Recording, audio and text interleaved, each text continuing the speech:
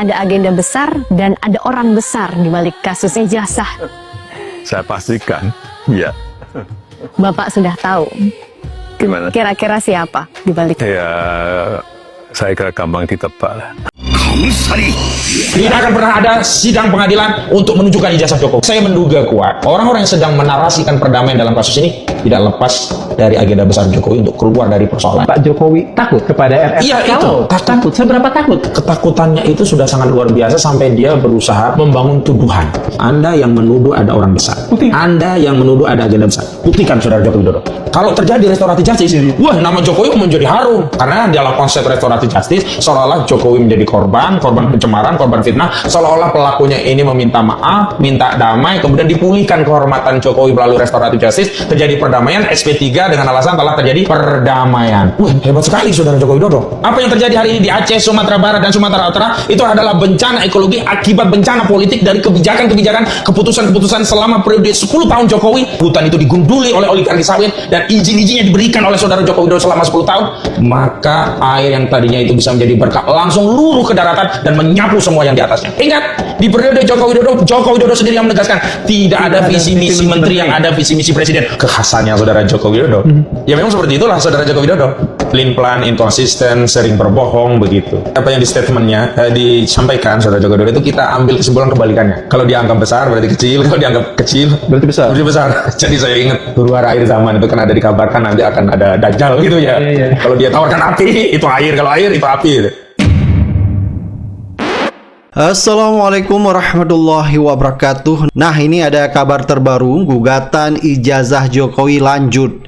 Pengadilan Negeri Solo tolak eksepsi dan nyatakan berwenang mengadili perkara ijazah Jokowi. Nah, kalau kita lihat dulu ya, beberapa kali pengadilan ya menolak untuk mengadili ijazah Jokowi, dianggap tidak berwenang. Nah, kali ini ya Jokowi tidak bisa berkutik lagi. Mau tak mau nanti di pengadilan harus menghadirkan ijazahnya ya, yang katanya berjanji akan memperlihatkan. Tetapi ya, ada wawancara dengan Kompas TV mengatakan siapa yang menuduh dia yang membuktikan. Nah, ini udah beda lagi bahasa Jokowi. Kemarin dia siap memperlihatkan. Nah, kalau kita lihat Jokowi terlalu banyak alasan. Bisa-bisa nanti di sidang ijazah palsu ini ya Jokowi ke luar negeri lagi. Jadi dalam putusan sela ya, Majelis Hakim Pengadilan Negeri Solo memutuskan menolak eksepsi yang diajukan oleh seluruh pihak tergugat Jokowi.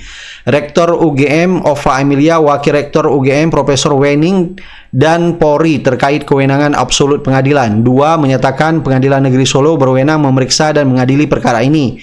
3. Memerintahkan para pihak melanjutkan proses pemeriksaan perkara. Jadi kuasa hukum pengacara Muhammad Taufik ya menyambut putusan ini adalah kemenangan bagi rakyat Indonesia dan kemajuan signifikan dalam membuka ruang transparansi.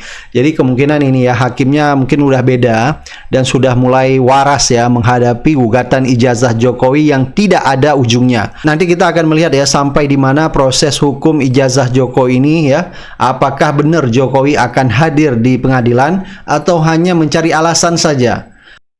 Saya dituduh ijazahnya palsu, artinya yang menuduh itu yang harus membuktikan. Dalam hukum acara, siapa yang menuduh itu yang harus membuktikan. Itu yang saya tunggu itu, coba dibuktikannya seperti apa. Dan itu akan lebih baik kalau pembuktiannya itu di pengadilan. Yang membuat ijazah saja sudah menyampaikan asli masih tidak dipercaya, gimana? Sebetulnya saya males bahas ijazah palsu, tapi karena ada pernyataan dari beliau yang mengatakan bahwa ijazah saya akan saya tunjukkan SD, SMP, SMA sampai universitas itu di pengadilan nanti. Pertanyaannya Pak, kenapa waktu sidang Gus Nur, Bambang Tri 3-4 tahun lalu, kenapa kok nggak dimunculkan ijazahnya? Gus Nur pernah sampaikan kalau ijazahnya ada, saya cium kaki jaksa itu nggak muncul ijazah aslinya. Nah, apakah nanti di persidangan juga akan muncul itu pertanyaan? Lagian sekarang kan rakyat lagi sibuk nih Pak, mendoakan, membantu yang sedang kena banjir. Jadi saran saya, jangan berlarut-larut Pak, tunjukin jasanya selesai. Udah, gitu aja. Gimana? Di penegakan hukum, diputuskan di pengadilan akan lebih baik. Jujur janggal sih, nggak mau nunjukin ijazah, tapi pakai bilang ada agenda politik besar yang mau nurunin reputasi saya. Gak usah repot-repot, kan udah turun Pak. Giliran ngomongin ijazah aja, kenceng banget Pak bawa hukum. mengikuti proses hukum, bawa ke pengadilan. Pak, nggak usah ngomongin hukum deh Pak. Ini rakyat Indonesia udah sakit hati Pak kalau ngomongin hukum Pak sama lu Pak. Ya gimana nggak sakit hati coba, anak lu aja bisa jadi wapres gara-gara ngerubah aturan hukum. Lagi kalau emang mau ngomongin hukum-hukuman, no, menantunya Pak, dicek Pak, dibawa ke pengadilan Pak. Udah 2 kali tuh Pak disebut dalam kasus korupsi Pak. Sama Sylvester tuh Pak yang udah divonis dari 2019 sampai sekarang masih bisa bebas. Janggal nggak tuh? Selamat sore rekan-rekan wartawan dimanapun Anda berada, wartawan cetak elektronik atau wartawan televisi. Jadi kebetulan aku lagi di jalan tol dan dapat pemberitahuan perkaraku perdata nomor 211 PDT GPN SKT atau Surakarta, yaitu Citizen Lawsuit, di mana kami menggugat Joko Widodo, kami menggugat Rektor UGM, kami menggugat Wakil Rektor 2, kami menggugat kepolisian. Alhamdulillah eksepsi tergugat 1, 2, 3, dan 4, artinya juga eksepsi polisi itu ditolak dan persidangan akan dilanjutkan sebagaimana mestinya dengan acara pembuktian. Dan kami sudah sampaikan kepada teman-teman di Jakarta yang calon ahli, antara lain Dr. Rismon Syanipar, kemudian Dr. Tifa, kemudian Dr. Rai Suryo, insya Allah akan menggeruduk pengadilan negeri Surakarta, di mana mereka tentu akan memberikan keterangan atau kesaksian. Dan menurut saya ini satu kondisi yang berbalik, ya. Artinya begini, selama ini kan banyak yang meremehkan kami. Gugatan ditolak, berarti jasa Pak Jokowi asli. Nah, ini momentum yang sangat bagus, ya. Jadi kami nanti akan buktikan apakah benar ijazah Pak Jokowi asli. Dan saya apresiasi kepada Ketua Majelis yang sekaligus Ketua Pengadilan Negeri Surakarta. Setidaknya apa apresiasi saya? Yang pertama, ketika kami keberatan perkara kami ditangani hakim sebelumnya, hakim yang menangani perkara kami nomor 099 PDTG 2025 PNSKT, ya, PMH, ternyata dikabulkan, bukan hanya 1, semua hakim diganti. Kemudian yang kedua, justru Ketua Pengadilan yang memimpin. Dan yang ketiga, pada saat pra persidangan, ya, berdasarkan Perma nomor 1 2016, ya, tentang mediasi, itu all out. Jauh sebelum sidang dimulai sudah menyiapkan 6 mediator. Dan akhirnya hari ini berujung eksepsi atau pernyataan keberatan tergugat 1, 2, dan 3 ditolak. Dia menyatakan berkomitmen akan menunjukkan ijazah itu di sebuah forum persidangan karena menurutnya itu yang akan menyelesaikan. Saya kira itu menjadi satu repetisi kebohongan dengan beberapa indikator atau parameter. Yang pertama, Saudara Joko Widodo sudah terbukti tidak pernah mau hadir di persidangan perdata yang sebenarnya itu adalah sarana yang paling praktis untuk memenuhi janjinya, hadir di persidangan dan menunjukkan ijazahnya. SD, SMP, SMA, hingga S1 UGM. Ternyata kan tidak. Itu indikator utama. Yang kedua, Saudara Joko Widodo menjanjikan untuk menunjukkan ijazahnya nanti saat sidang. Khususnya kan terkait kasus yang dia laporkan di Polda Metro Jaya, di mana dirinya menganggap para terlapor, klien kami Rosuryo dan kawan-kawan dianggap telah menghinakan dirinya sehina-hinanya, merendahkan dirinya serendah-rendahnya karena menyebut ijazahnya palsu. Ini juga tidak konsisten. Kenapa? Karena dalam konteks pidana, itu kewajiban untuk menunjukkan bukti bukan lagi pada Saudara Joko Widodo. Tetapi jaksa yang mewakili negara. Dan saya agak aneh, kenapa Joko Widodo masih berkeyakinan, berstatement dia akan membawa ijazahnya SD, SMP, SMA hingga 1 ke pengadilan. Padahal status ijazah itu saat ini kan disita oleh penyidik Polda Metro Jaya. Lalu kita bertanya-tanya, apakah sebenarnya ini barang nggak disita, hanya statement media saja disita? Karena ketika klien kami akan diperiksa, kami kan biasa untuk menanyakan sebelah dokumen bukti yang menjadi dasar laporan itu tindak lanjuti, bahkan menjadi dasar orang itu kemudian ditetapkan menjadi tersangka, sehingga menjadi jelas bagi klien kami atas kesalahan apa dia di BAP diperiksa yang dianggap mencemarkan dan menghina Saudara Joko Widodo. Tidak ditunjukkan oleh penyidik. Dalihnya saat itu katanya masih diperiksa di Pusaplor. Kan kemudian ada 2 kemungkinan. Pertama, Joko Widodo yang berbohong karena memang sedang di Puslapor. Atau yang kedua, sebenarnya memang penyidik yang membohongi kami. Karena sejatinya ijazah itu memang belum disita penyidik, masih di tangan Joko Widodo. Begitu. Oleh instansi apapun mengeluarkan, contoh misalnya instansi A mengeluarkan surat katakan asli, itu belum menjamin. Kata tadi kan ada 5 unsur yang mengatakan itu sah atau tidaknya seorang. Ya, keterangan instansi mengatakan ini asli, itu belum menjawab. Ya. Oh ini asli atau palsu. Dikatakan asli oleh seorang tokoh misalnya, itu belum menjawab. Itu. Kalau tadi ada polisi kepolisian, saya juga minta kepolisian fair. Pak Profesor Yusuf Leonard Hanuk, Pak Beni Parapat, dan Pak Rustam yang ada di sini, itu sudah melaporkan orang-orang ini. Tapi apa jawaban kepolisian? Kami tidak berani memproses karena perintah pimpinan. Itu jawabannya. Anda valid dengan jawaban Valid, itu? Mas Rustam yang mengatakan. Tidak berani. Tidak berani karena perintah pimpinan. Nah, ini Coba Mas Rustam. forum rakyat bersuara dan kita harus buka. Forum rakyat bersuara dan kita harus buka. Silakan. Apa kita buka? Silakan. Ya, silakan Mas. Jadi apa yang Anda laporkan, lalu apa yang disampaikan adalah Anda tahu siapa yang menerima Anda dan seterusnya. Didampingi Mas Gafur. Ini Oke, lawyernya. silakan, oke. Iya, iya. Oke, silakan. Rekan-rekan semua, Ya, Mas Asap. rakyat Indonesia, Buktinya belum cukup. ini info yang akurat dan ini info yang pertama kali saya sampaikan untuk iNews. Oke. Saya yang mendampingi Bang Rustam, dibersamai oleh Mas Roy, kemudian oleh Bang Rismon, kami melaporkan 2 orang, yaitu AA dan JS. Dan saya yang mendampingi pelapor Aku Andi Azwan dan Andi Azwan. Joshua Sinambela. Atas apa? Atas apa?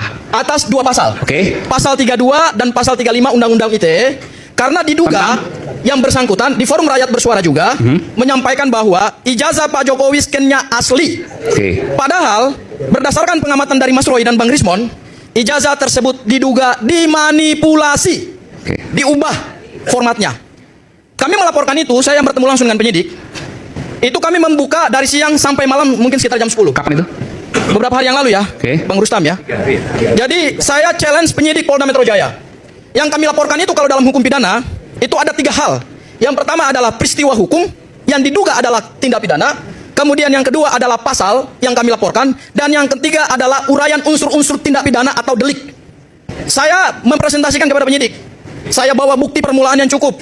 Saya presentasikan unsur-unsur pidananya, pasal 32 dan pasal 35. Saya presentasikan juga pasal 32 dan 35 berdasarkan unsur deliknya. Lalu kemudian kami berdebat. Begitu kami berdebat, penyidik mengatakan kepada kami, kalau begitu Mas, sebentar, saya keluar, saya telepon dulu pimpinan. Begitu masuk lagi setelah telepon pimpinan, apa yang dijawab oleh penyidik? Mas, ini tidak bisa kami terima. Kenapa? Arahan pimpinan karena 1, dugaan tindak pidananya tidak ada. Kedua, unsur pidananya tidak terpenuhi. Dan ketiga, ini praduga. Saya jawab 3-tiganya, saya berdebat. Saya bilang panggil perwira. Pimpinannya suruh panggil. Jadi Anda ini siapa? Penyidik pembantu. Saya minta pimpinan perwiranya ke sini. Saya berdebatlah dengan perwiranya. Saya bilang kalau hari ini konstruksi Polda Metro Jaya adalah ini berdasarkan asumsi, maka rusaklah penegakan hukum kita. Kenapa? Karena pidana itu dimulai dari adanya praduga, adanya asas dugaan tindak pidana. Kami menduga boleh dong. Boleh dalam hukum pidana itu sah. Kan tersangka itu kan seseorang yang diduga. Itu 1. Kami duga berdasarkan apa yang dia sampaikan di sini. Hal yang kedua, kalau unsur pidananya tidak terpenuhi, saya jelaskan. Saya jelaskan kepada penyidik berdasarkan unsur-unsur delik pasal 32 dan pasal 35. Kemudian dia katakan buktinya tidak cukup. Saya bilang ini bukti permulaan. Kami punya bukti, ada saksinya nanti. Tugas penyidik adalah melakukan pemeriksaan terhadap alat bukti, bukan menolak. Jadi jangan pernah menolak alat bukti kami. Akhirnya yang terjadi kemudian keluar. Jadi sampai sekarang tidak berhasil. Keluar lagi, masuk terakhir. Karena mungkin sudah jam 10 malam, saya bilang, Pak Perwira, tolong masuk lagi karena ini sudah jam 10 malam, tidak bisa seperti ini penegakan hukum. Berapa jam Anda melaporkan itu? Mungkin sekitar dari jam 2 siang sampai jam 10 malam. 8 jam? 8 jam. Oke. Apa jawaban pimpinan terakhir? Apa jawaban penyidiknya terakhir? Pak, ini arahan pimpinan. Oke, masuk ya. Saya bilang kepada penyidiknya, hari ini kita sama-sama harus sepakat bahwa Anda menolak laporan Pak Rustam Effendi terhadap 2 orang, yaitu saudara Andi Azwan dan Joshua Sinambela, itu bukan karena 1, alat buktinya tidak terpenuhi, deliknya tidak ditemukan, kemudian tidak ada peristiwa hukumnya, tetapi Anda tolak karena arahan pimpinan. Dan itu kita sepakat bersama. Saya tanya, arahan pimpinannya siapa? Wakil Direktur Tindak Pidana Cyber Polda Metro Jaya. Wadir, itu disebutkan kepada kami. Dan saya bilang, kalau begitu saya pinjam pernyataan Anda, saya akan sampaikan ini kepada publik. Apa output seperti itu dikeluarkan oleh sistem atau sistem intelijen yang di-train, dilatih dengan data mereka sendiri. Ayo cerdaskan publik, jangan di shutdown, jangan dibungkam. Malah mungkin nanti Lisa jadi tersangka juga. Lisa, ya, memang secara terbuka tidak dipublikasi dia pakai model apa, tapi dari jawabannya saya bisa memprediksi itu cuma pakai LLMA fine tune dengan parameter 2 sampai 3 miliar parameter. Beda dengan yang ChatGPT 5 atau 4 itu 1 triliun lebih parameter. Dari jawaban singkat itu kira-kira itu saya prediksi. Dengan 2 sampai 3 miliar parameter untuk LLMA itu large language model fine tuned. Artinya fine tune itu artinya di-train, dilatih dengan data internal UGM sendiri. Artinya jawaban dari Lisa itu merupakan hasil analisa Lisa berdasarkan dataset dari internal UGM. Dari internal UGM. Ya, dataset Skripsi internal UGM. terus selanjutnya. Ya, makanya dibungkam. Sekarang pertanyaannya, berarti ada dataset internal UGM yang nggak kami ketahui sehingga dibuat simpulan, Lisa menyimpulkan. Berarti Lisa AI-nya UGM itu dia sebelumnya itu dimasukkan dalam tanda kutip ya, diinput seluruh data internal UGM dan dilatih ya. Jadi kalau crawlingnya, ngambilnya itu adalah data internal UGM. Ya. Jadi kalau data internal UGM yang paling tepat ya Lisa sebenarnya. Anda mengatakan itu? Apa output seperti itu dikeluarkan oleh sistem atau sistem intelijen yang di-train, dilatih dengan data mereka sendiri. Ayo cerdaskan publik, jangan di-shutdown, jangan dibungkam. Malah mungkin nanti Lisa jadi tersangka juga. Berapa hari lalu sempat viral video AI milik UGM yang mengatakan bahwa Jokowi bukan alumni UGM. Beberapa hari kemudian pihak UGM klarifikasi terkait pernyataan AI milik UGM yang bernama Lisa. Seakan-akan pernyataan Lisa salah.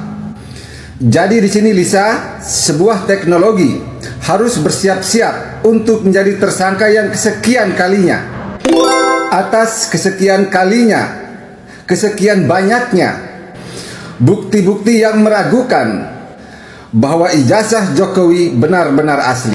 Setelah pernyataan Lisa semakin meyakinkan publik bahwa ijazah Jokowi palsu, kecuali masyarakat yang tidak memiliki akal sehat dan dibela oleh para penjilat. Dan di sini saya mau sampaikan buat masyarakat yang berencana menempuh perguruan tinggi di UGM, lebih baik rencana kalian, niat kalian diurungkan. Karena UGM bukanlah kampus seperti yang kita dengar selama ini. Karena citra UGM telah dirusak oleh manusia yang bernama Jokowi. Kalian harus berpikir, karena kuliah di UGM bukan hal yang membanggakan, tapi memalukan. Dan berbanggalah mahasiswa dan mahasiswi yang berada di luar ruang lingkup UGM, karena citra kampus kalian masih terjaga dengan baik. Gue baru ngeh, ternyata si Jokowi udah pernah ngomong kayak gini ke publik masalah lahan.